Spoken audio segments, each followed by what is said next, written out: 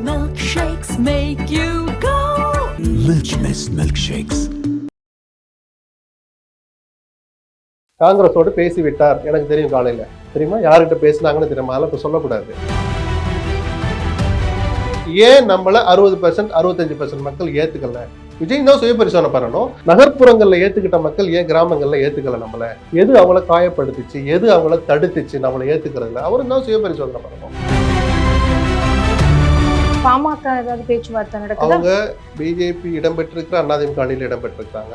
அப்படி பிஜேபி இடம்பெறாத ஒரு அரசியல் தன் அணியில் இடம்பெற்றிருந்த ஒருத்தர் போறதை பிஜேபி எப்படி பார்ப்பாங்கன்னு ஒரு பார்வை இருக்கு. சிபிஐ வழக்கு இன்னும் பெண்டிங்ல இருக்கு. அதையெல்லாம் மீறிக்கிட்டு அவர் வருவாரா தெரியாது, இல்ல அவங்கள சமரசப்படுத்திட்டு வருவாரா தெரியாது. சத்யாவின் குலுக்குலு ஏசி ஆஃபர். அனைத்து முன்னணி பிராண்ட் ஏசிகளும் சிறப்பு தள்ளுபடி விலையில் உங்கள் சத்யா.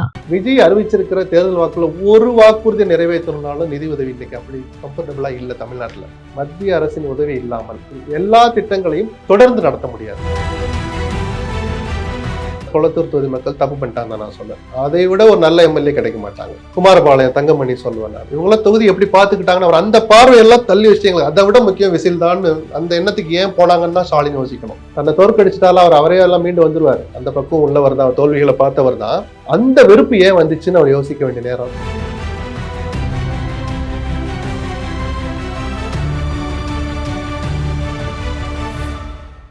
மின்னம்பலம் நேயர்களுக்கு வணக்கம். பத்திரிகையாளர் திரு எஸ்.பி. லக்ஷ்மணன் அவர்களிடம் பேச இருக்கின்றோம். வணக்கம் சார். வணக்கம். நலமா இருக்கீங்களா? நல்லா இருக்கேன். அரசியல் களமே விறுவிறுப்பாக இருக்கிறது, ஒரு பதற்றத்துடன் இருக்கிறது அப்படின்னு சொல்லலாம். பதட்டம்லாம் இல்லை, விறுவிறுப்பா இருக்கு, சுவாரஸ்யமா இருக்கும் வரப்போற நாட்கள். சரி, பார்க்கலாம், பொறுத்திருந்து பார்க்கலாம். ஆனா 1949 அண்ணா அவர்கள் திமுகவை ஆரம்பித்தார், அந்த கட்சியை ஆரம்பித்தார். 67 தான் முதலமைச்சர் ஆனார் கூட்டணியோட. அதே மாதிரி 72 அதிமுகவை ஆரம்பித்தார் திரு எம்ஜிஆர் அவர்கள். அடுத்தது 77 தான் அவர் முதலமைச்சர் ஆனார் கூட்டணியோட. பிப்ரவரி 2, 2024 விஜய் கட்சியை ஆரம்பித்தார். 26 தற்போது முதல்வராக போகிறார். கூட்டணி எதுவுமே இல்லை.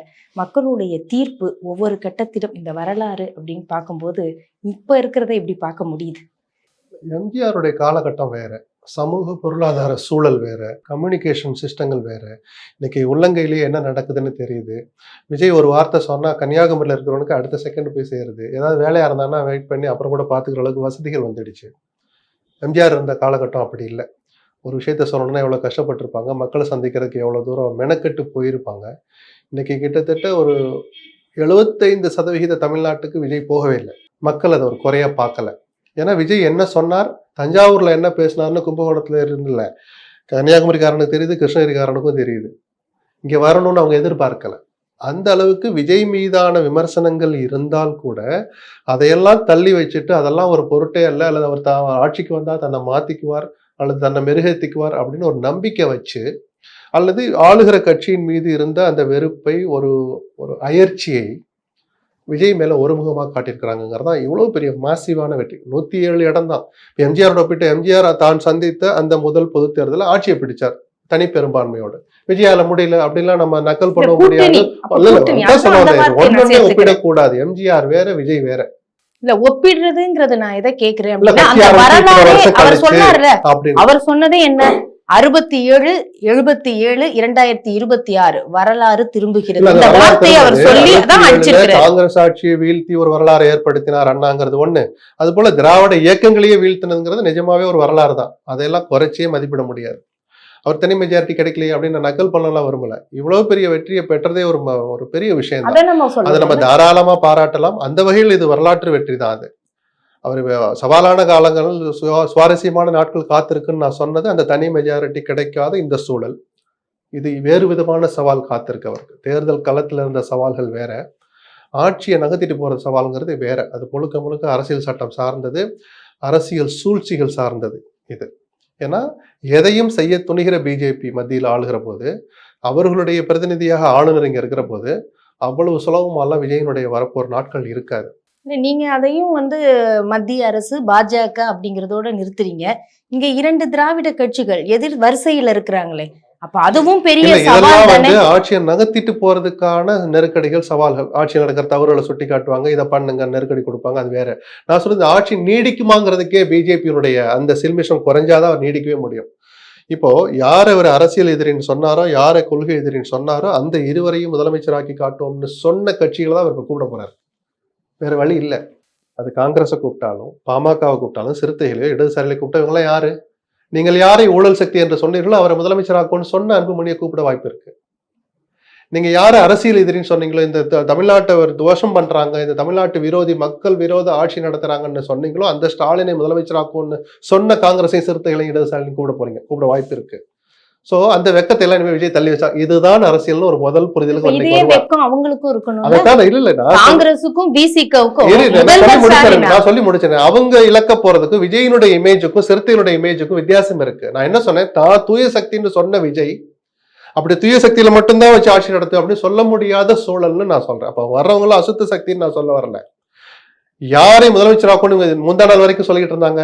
அப்படின்ற போது இந்த வெக்கத்தை தள்ளி வைக்க வேண்டியதுதான் யதார்த்த அரசியல் அப்படின்ற முதல் பாடத்தை விஜய் கத்துக்க போறான்னு சொல்றேன். இது முதல் பாடம் தான். அடுத்தடுத்து பாடங்கள் இருக்கு. சரி, நவுத்திட்டார், 118 காமிச்சிட்டார். எவ்வளவு நாள் அந்த ஆட்சி ஓடணும்னு இருக்கு. அதனாலதான் சவால்கள் காத்திருக்குன்னு சொன்னேன். நேரம் நல்லா இருந்தா நவுத்திட்டும் போகலாம். பிஜேபி அதை அனுமதித்தால், பிஜேபி சில்மிஷம் செய்யறான்னு வச்சுக்கோங்க. தன்னை ஏற்காத, தாங்கள் இடம்பெறாத ஒரு அணி, ஒரு கட்சி ஆட்சி செய்யறது அவ்வளவு சுலபத்தில் விட மாட்டாங்க. ஆனானப்பட்ட மம்தா பானர்ஜி இன்னைக்கு வீழ்த்தி கொண்டாந்து இங்க வச்சிருக்காங்க. அப்போ அது ஒரு ஆப்ஷன் தான் இப்ப நம்ம பேசுறோம். ஏன்னா 2 வாரங்கள் டைம் கொடுங்கன்னு லெட்டர் அனுப்பி இருக்கிறதா ஒரு தகவல் வந்துச்சு. குறைஞ்சபட்சம் இந்த 5-4 கட்சிகளை சேர்த்தா 118 122க்குள்ள வந்துடும். ஒருவேளை அது அமையல, அடுத்த ஆப்ஷன் என்ன? ஆட்சி கவிழும். ஏன்னா எப்படினாலும் கவர்னர் கூப்பிட போறார். 2வது ஆப்ஷன் போஸ்ட் போல் அலையன்ஸ்ல அதுக்கு இருக்கிற ஆப்ஷன் மாதிரி அதிமுகவோடு இணைவதுன்னு ஒரு 2வது ஆப்ஷன் இருக்கு. ஏன்னா ஏற்கனவே உங்க பேச்சுவார்த்தை நடத்தின கட்சிகள் ரெண்டும். அதுல பிஜேபி அதை அனுமதிப்பாங்க. ஏன்னா அங்க ஒரு எம்எல்ஏ ஜெயிச்சிருக்கிறார். கூட்டணி ஆட்சிங்கிறது தவிர்க்க முடியாது. நம்ம கட்சி சார்பாக ஒருத்தர் அமைச்சராகட்டும், காஷ்மீர் முதல் கன்னியாகுமரி வரைன்னு சொல்ல முடியல, ஏன்னா பாண்டிச்சேரியில் தான் இருக்குன்னு சொன்னாங்க. இப்ப கன்னியாகுமரி வரைன்னு சொல்லிக்கலான்ட்டுன்னு ஒரு வகையில தமிழ்நாட்டு நலனுக்கு அது நல்லதோன்னு எனக்கு தோணும். நிலையான அரசு இருந்தால்தான் தமிழ்நாட்டுக்கு நல்லது. அப்படின்னா என்ன நடக்கும்? இந்த ரெண்டும் நடக்கலைன்னா ஆட்சியை கவிழ்க்க முடியுதான்னு பார்ப்பாங்க. 6 மாசம் கவர்னர் ஆட்சின்னு வச்சு அப்படி பிஜேபி தான் மறைமுகமா ரூல் பண்ண போறாங்க. இதெல்லாம் ஆப்ஷன்ஸ். நான் சொல்றேன், ஆபத்து ஒரு பீதியை கலப்பல. என்னென்னலாம் நடக்குங்கிறதுல இருக்கிற வாய்ப்புகளை நம்ம பேசுறோம். இல்ல இந்த நேற்று மதியானது சாயங்காலத்து காமெடியாகவோ, ஒரு விரக்தியின் காரணமாகவோ, ஏக்கத்தின் காரணமா ஒரு கருத்து உழவுது.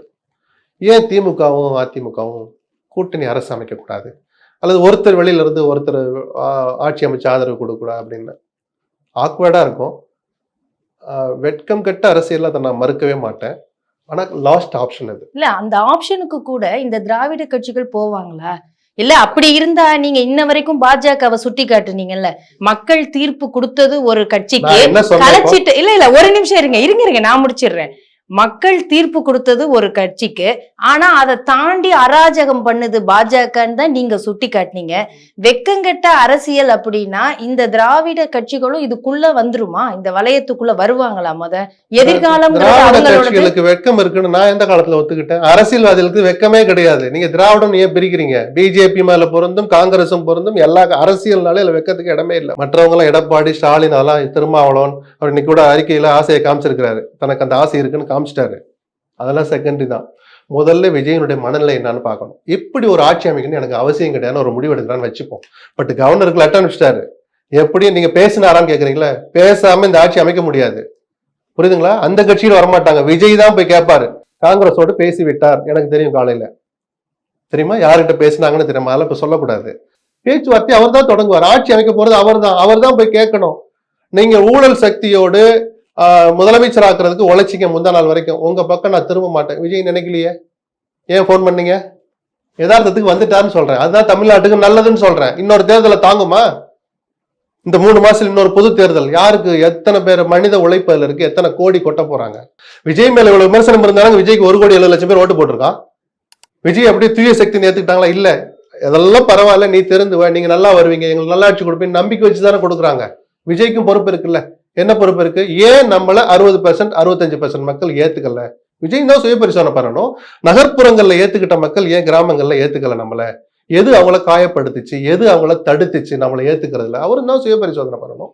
நீங்க ஆட்சி அமைக்கிற ஆப்ஷனை கேட்டனால சொல்றீங்க. இதான் நடக்கும்னு நமக்கு தெரியாது. முதல்ல என்ன, விஜயனுடைய மனநிலை தான். பரவாயில்ல நம்ம சில சமரசங்களை செஞ்சு அவங்கள கூப்பிடுவோம்னு அவர் நினைச்சிட்டாருன்னு எனக்கு தெரியும். அதனாலதான் கவர்னருக்கு லெட்டர் போகுது, அதனாலதான் காங்கிரஸ்க்கு போன் போயிருக்கு, அதனால சிறுத்தைகளிடம் பேச்சு நடக்கிற தகவல் வருது. இது தப்பு இல்லை, யதார்த்த அரசியல் நான் சொல்றேன். அதை முதல்ல சொல்ல விடுங்க. விஜய்க்கு வேற வழியில் இதுதான் அரசியல். விஜய் ஃபர்ஸ்ட் பாடத்தை புரிஞ்சுக்கட்டுங்கிறேன். அப்படி அமைகிற ஆட்சி நிலையாக இருந்தால் தமிழ்நாட்டுக்கு நல்லது. இந்த இதுல என்னென்ன நம்பர்ஸ்ல வரும்? இப்ப 108 108ல இப்ப 2 தொகுதியில அவர் வெற்றி பெற்றதால் ஒன்ன வந்து ரிசைன் பண்ண 107. இப்ப 107 மிச்சம் இருக்கக்கூடிய 11 சீட்டுகள் என்ன நம்பருக்கு? 107ல ஒருத்தரை சபாநாயகர் ஆக்கணும், சரியா? 106 அவருக்கு ஓட்டு உரிமை கிடையாது. ஈக்குவலா வந்தா சபாநாயகர் கடைசியா ஓட்டு போடலாம். ஸோ 106 இடங்கள் இருக்குன்னு வச்சுப்போம். 12 பேர் வேணும். கரெக்டா 118 வச்சுட்டுலாம் ஒரு ஆட்சி நடத்த முடியாது.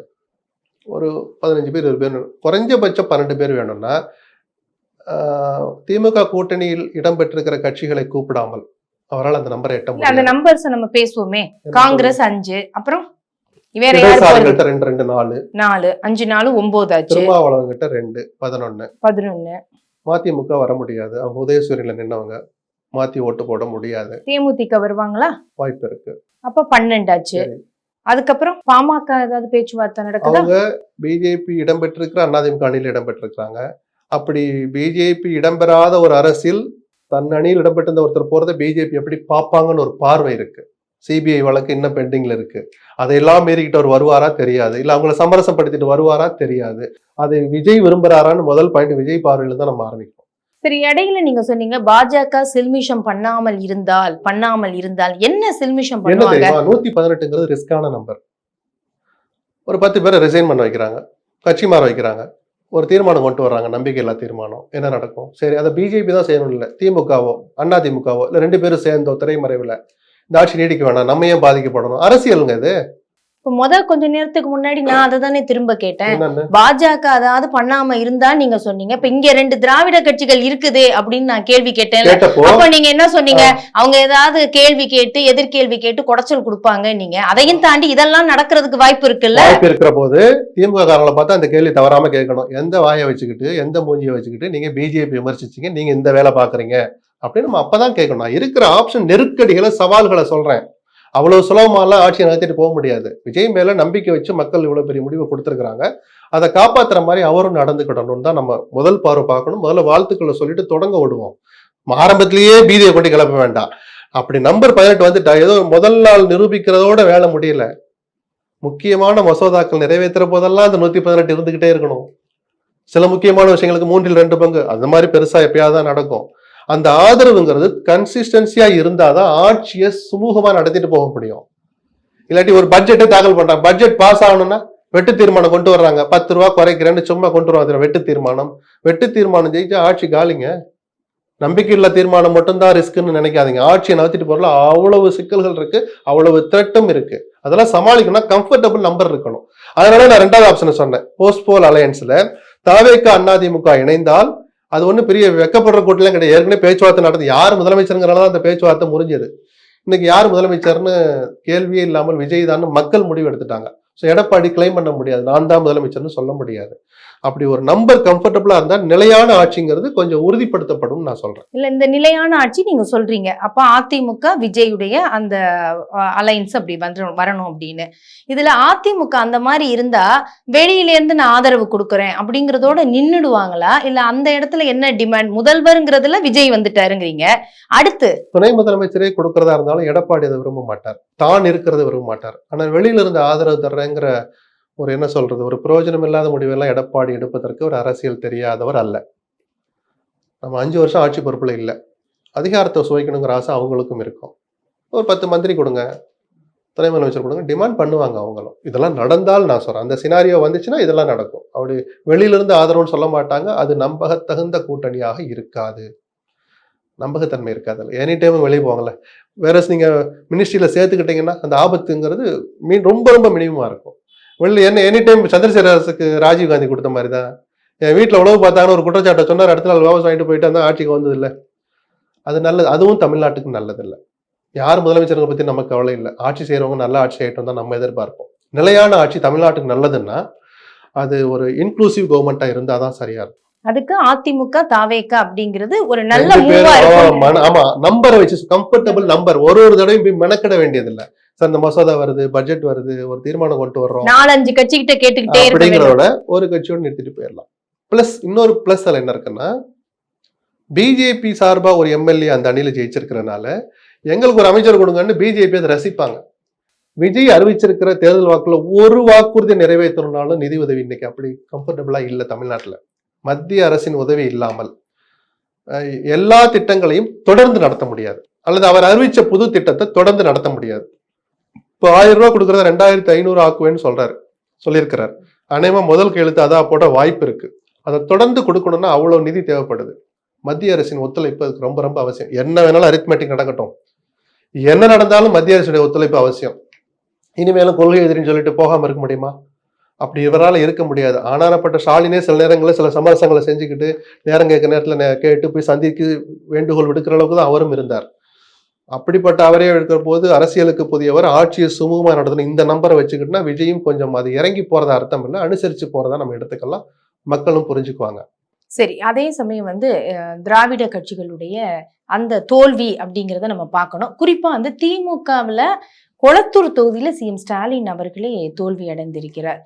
இந்த மாதிரி முக்கியமான அமைச்சர்கள் எல்லாமே அரசியல் பார்க்காம கொளத்தூரை தனிப்பட்ட முறையில பார்த்தா கொளத்தூர் தொகுதி மக்கள் தப்பு பண்ணிட்டாங்க நான் சொல்றேன். அதை விட ஒரு நல்ல எம்எல்ஏ கிடைக்க மாட்டாங்க. குமாரபாளையம், தங்கமணி சொல்லுவேன் நான். இவங்களாம் தொகுதி எப்படி பார்த்துக்கிட்டாங்கன்னு அவர் அந்த பார்வையெல்லாம் தள்ளி வச்சுட்டாங்க. அதை விட முக்கியம் விசில் தான். அந்த எண்ணத்துக்கு ஏன் போனாங்கன்னு தான் ஸ்டாலின் யோசிக்கணும். தன்னை தோற்கடிச்சிட்டாலும் அவர் அவரே எல்லாம் மீண்டு வந்துருவார். அந்த பக்கம் உள்ளவர் தான், தோல்விகளை பார்த்தவர் தான். அந்த வெறுப்பு ஏன் வந்துச்சுன்னு அவர் யோசிக்க வேண்டிய நேரம். சென்னை தமிழ்நாட்டிலேயே சென்னை அதை சுத்தி இருக்கிற அந்த 3 மாவட்டங்கள் கோட்டைன்னு சொல்ற அளவுக்கு திமுக இருந்தது. 47 இடங்கள்ல 46 ஜெயிச்ச இடம் 21ல. இன்னைக்கு 35 இடத்துக்கிட்ட தாவேகா ஜெயிச்சிருக்கிறாங்க பெருவாரியான வாக்கு வித்தியாசத்துல. எல்லா இது நான் சொல்றேன், இந்த 4 மாவட்டத்துல சென்னையிலேயே 2 இடம் தானே தப்பிச்சிருக்கு திமுக. இது ஏன் அந்த 2 இடம் ஜெயிச்சதும் சொற்ப வாக்குகள் 20,000 கீழே 15,000 கூட தொடலைங்கிற அளவுக்கு இருக்குதே, ஏன்னு அவர் யோசிக்கணும். மக்களுக்கு அவ்வளவு வெறுப்பு ஏன் வந்துச்சு? நான் நினைக்கிறது நகர்ப்பகுதிகளில் விவரம் தெரிஞ்ச இளைஞர்கள் போய் நகரமயமாக்கல்ல இளைஞர்கள்லாம் இப்ப இங்க வந்துட்டான் வேலை தேடி வேலை செய்யறதுக்கு. லஞ்சம் உச்சத்துல இருந்தது. இதை நான் இன்னைக்கு சொல்லல, 2 வருஷமா சொல்றேன். எல்லா ஆட்சியிலும் இருக்கிற லஞ்சம் இந்த ஆட்சியிலும் உச்சத்துக்கு போயிடுச்சு. எடப்பாடி ஆட்சியோட லஞ்சம் அதிகம்னு நான் இதே வார்த்தையை 10 முறையாவது பயன்படுத்தி இருப்பேன். அது அவர் காதுகளுக்கு போச்சானே தெரியல. எல்லாம் மீறி போயிடுச்சு. ஒரு வேலை வாய்ப்பு தலையாரி வேலை வாங்கினா கூட 7 லட்சம் கொடுக்குற மாதிரி இருந்ததுன்னா வாங்கினவெல்லாம் இருக்கிறான். அந்த 7 லட்சத்தை எப்படி புரட்டியிருப்பான்? தான் வீட்டுல சம்பந்தம் பண்ண வீட்டுல மாமனார்கிட்ட மாமன், மச்சின, அண்ணன், தம்பி, நட்பு, அந்த தலையாரி வேலைக்கு ஒரு 500 பேருக்கு தெரிகிற அளவுக்கு அந்த வேலை நடந்திருக்கும். அது எவ்வளவு பெரிய நெகட்டிவ் இம்பாக்ட்னு அவங்க யோசிக்க தவறிட்டாங்க. விஜய் லஞ்சத்தை ஒழிப்பேன்னு ஒண்ணு சொன்னாங்க. அதே 7 லட்சத்தை வாங்கி அந்த தலையாரி வேலைக்கு வந்தவன் திரும்ப மக்களுக்கு என்ன பண்ணுவான்? அந்த 7 லட்சத்தை சம்பாதிக்க தானே பார்ப்பான். எல்லா கட்சிக்கும் பாதிப்பு வரும்ல. இளைஞர்கள் வச்சிருக்க எல்லாருக்கும் அடி உள்ளன. சீமான் சரி பாதியா குறைஞ்சாரா? இளைஞர்கள் தான் அவர்கிட்ட இருந்தாங்க. திருமாவளவன் செல்வாக்கு இருக்கிற பூத்தெல்லாம் எடுத்து பாருங்க. அந்த ஓட்டு 60 முதல் 70% தாவேக்காவுக்கு இருக்கு. திருமாவளவன் அவர் சுயபரிசோதனை பண்ணுங்கிறது ஓட்டுல இங்க இருப்பாரு அங்க இருப்பாரு ஆட்சியில சேர்வாராங்க இருக்கிற திருமாவளவனுக்கும் பொருந்தும் சுயபரிசோதனை பண்ணி. ஏன் நம்மளை விட்டு அந்த பையன் போனா, பசங்க போனா நல்லா தானே இருந்தானுங்க, அவரும் சுயபரிசோதனை பண்ணணும்.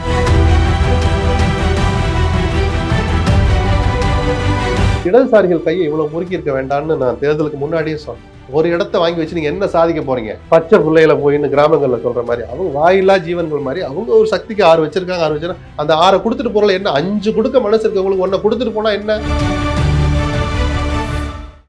Milkshakes make you go.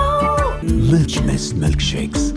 சத்யாவின் குலுக்குலு ஏசி ஆஃபர். அனைத்து முன்னணி பிராண்ட் ஏசிகளும் சிறப்பு தள்ளுபடி விலையில் உங்கள் சத்யா. மின்னம்பலம்.com தமிழின் முதல் மொபைல் பத்திரிகை.